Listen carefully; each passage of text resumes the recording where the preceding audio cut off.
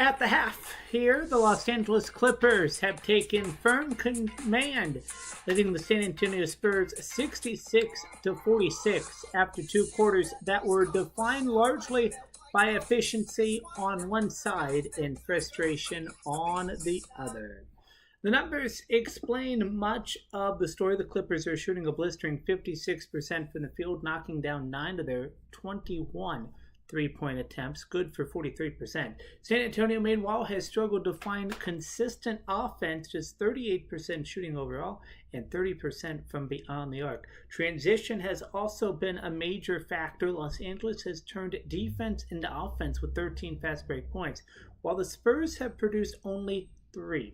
And although the rebounding battle is even at 25 apiece, the Clippers have been far more careful with the basketball, committing just 4 turnovers compared with 8 by San Antonio.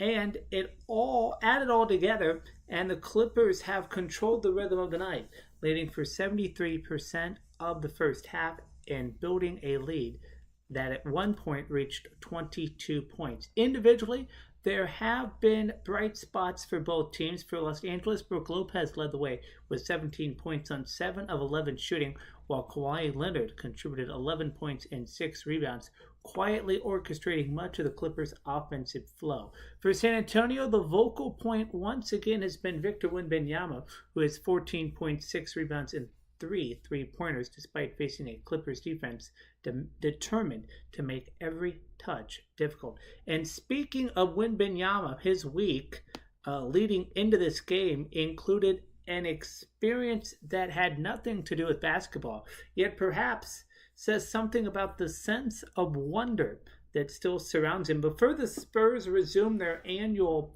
rodeo road trip, Wembanyama traveled to Alaska following All-Star Weekend, chasing something that cannot be found in an arena or box score: the Aurora Borealis, the Northern Lights. He later said that among the remarkable things he's seen in his young life, the Northern Lights were, in his words, by far a number one. A spectacle so surreal, he said, that it has helped explain why for centuries people built myths and legends around what they saw dancing across the night sky.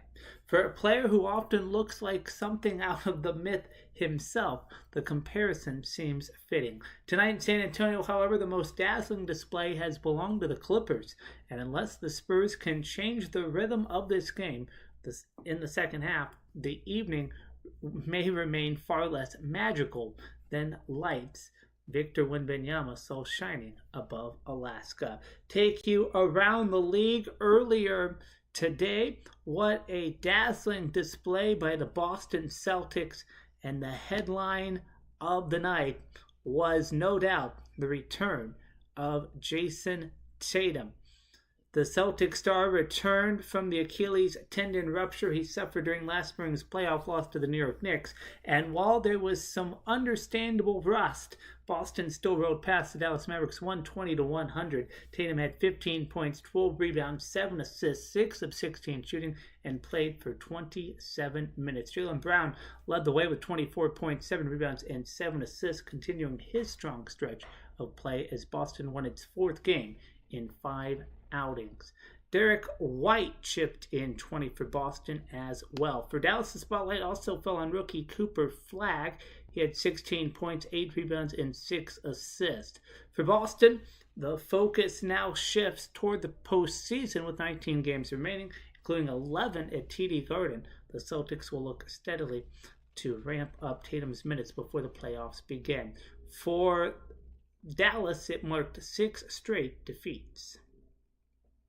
In Charlotte, Tyler Hero delivered one of the most complete performances of the night, powering the Miami Heat past the Charlotte Hornets 128-120. Hero finished 35 points, 9 rebounds, 9 assists, 8 of 10 from three-point range. His biggest shot came with 7:06 remaining, drilling a three-pointer to break a 108-108 tie and spark a decisive 9-0 Miami run.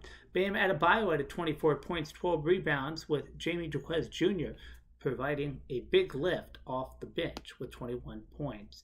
For Charlotte, Con Knuppel had 27, Brandon Miller 22, LaMelo Ball 21, Hornets fell back to 32-32, ending a 6-game winning streak that included 6 consecutive victories by 15 or more points, tying the 17-18 Warriors for the second largest streak of that kind in NBA history. Tomorrow night, Golden State taking on the Oklahoma City Thunder. The Thunder will try to become the first team in the Western Conference to reach 50 wins when they host the Golden State Warriors. Oklahoma City has dominated conference play 34-9 and already handled Golden State convincingly earlier this season with a 131-94 victory behind 30 points from Shai Gilgeous-Alexander. Thunder's offense has been one of the league's most potent, averaging 118.9 points per game. Golden State's identity, meanwhile, remains ball movement. The Warriors rank 3rd in the NBA in assists, averaging 29.2 per game, led by Draymond Green at 5.2 assists per night. Thunder's last 10, 8-2. The Warriors are 4-6 in the same, and they are going to be shorthanded because Stephen Curry still sidelined with a knee injury. Coverage begins at 5 p.m. Pacific Time, 8 p.m. Eastern Time. Tip-off at 8:30.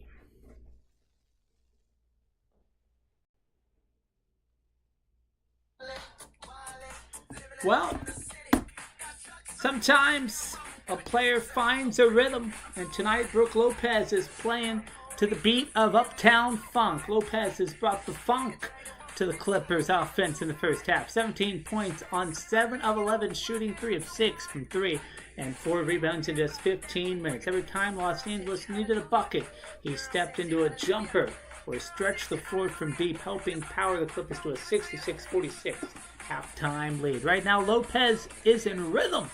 And when the big man is shooting like this, Clippers offense is dancing right along with it. Third quarter from San Antonio.